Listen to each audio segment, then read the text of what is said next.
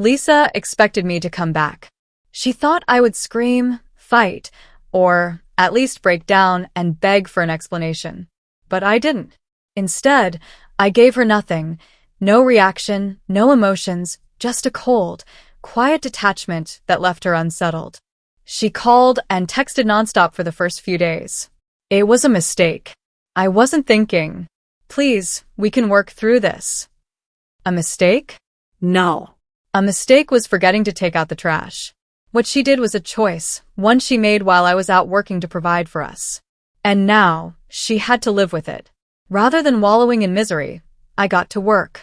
The first thing I did was contact a lawyer. I wanted out of this marriage as soon as possible, and I wasn't going to let Lisa walk away without consequences.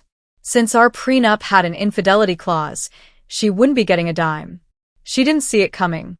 When she was served with divorce papers, she showed up at my doorstep, mascara running down her face. "You're really leaving me over one mistake?" she choked out. I folded my arms, staring at the woman I once loved.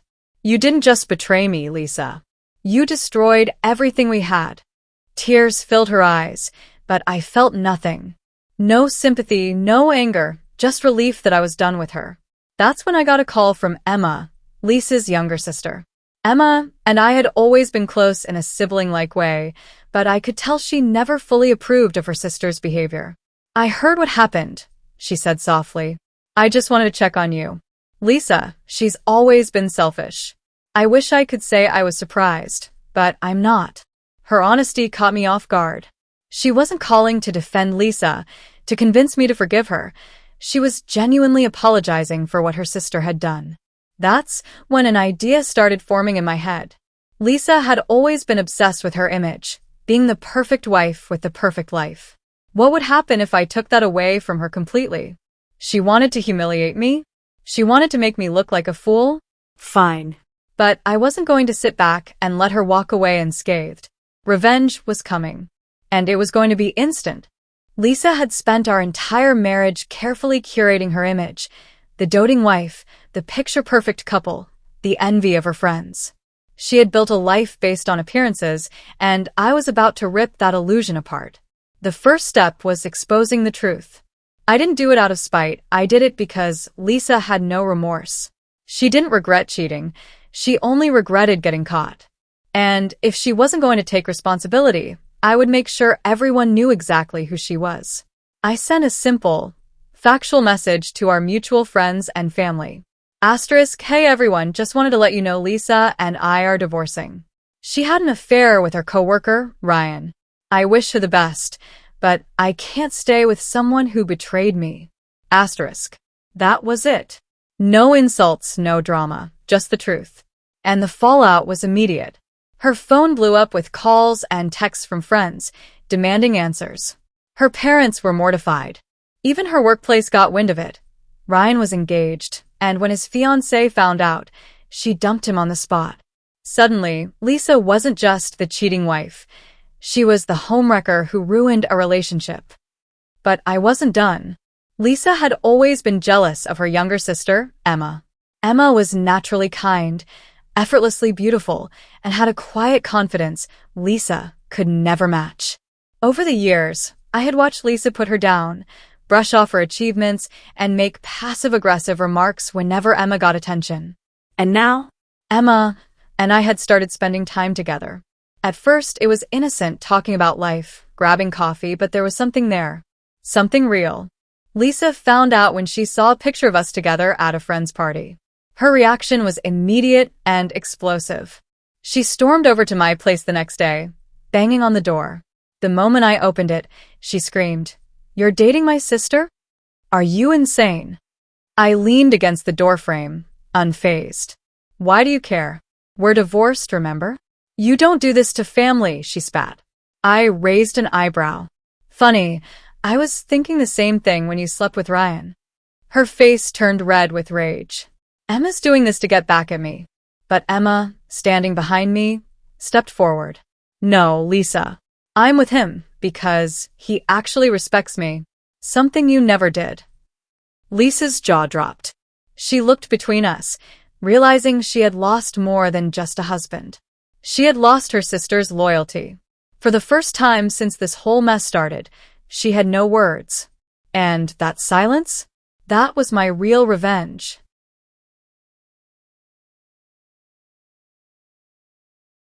I had been married to Lisa for 5 years. She was my college sweetheart, the woman I believed I would grow old with. We had built a life together, sharing dreams, laughter, and trust, or so I thought. One evening, I came home early from work, excited to surprise Lisa with a romantic dinner. I had picked up her favorite meal, a bottle of wine, and even some flowers. As I walked into the house, something felt off. The lights were dimmed, and there was an unfamiliar pair of men's shoes by the door. My heart pounded in my chest, a heavy unease settling in my gut. I quietly set the food and flowers down, my mind racing with explanations. Maybe it was nothing. Maybe she had a friend over. But deep down, I already knew. My worst fears were about to be confirmed. Muffled voices drifted down the hallway. Laughter, low murmurs. I took slow, deliberate steps toward the bedroom, every nerve in my body screaming at me to turn around, to leave, to pretend I didn't hear anything. But I had to know. The moment I pushed the door open, my world shattered. Lisa was in bed with another man. Time seemed to slow. She gasped, eyes wide with horror, yanking the sheets over herself. The guy, her coworker, Ryan, just smirked, unfazed, as if he had won some sort of twisted game. "It's not what it looks like," Lisa stammered, her voice trembling. A bitter laugh escaped me. "Really? Then what exactly does it look like, Lisa?" She opened her mouth, but no words came. There was no excuse that could justify this. I felt numb, like I had been punched in the gut and was struggling to breathe. I turned around and walked out without another word. No yelling, no accusations, just silence. And in that moment, I knew something she didn't. This wasn't just a betrayal.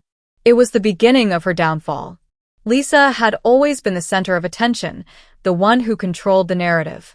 But now, she had lost everything. Her reputation, her marriage, and even her sister's respect. And the best part? It was all her own doing. She tried to fight back.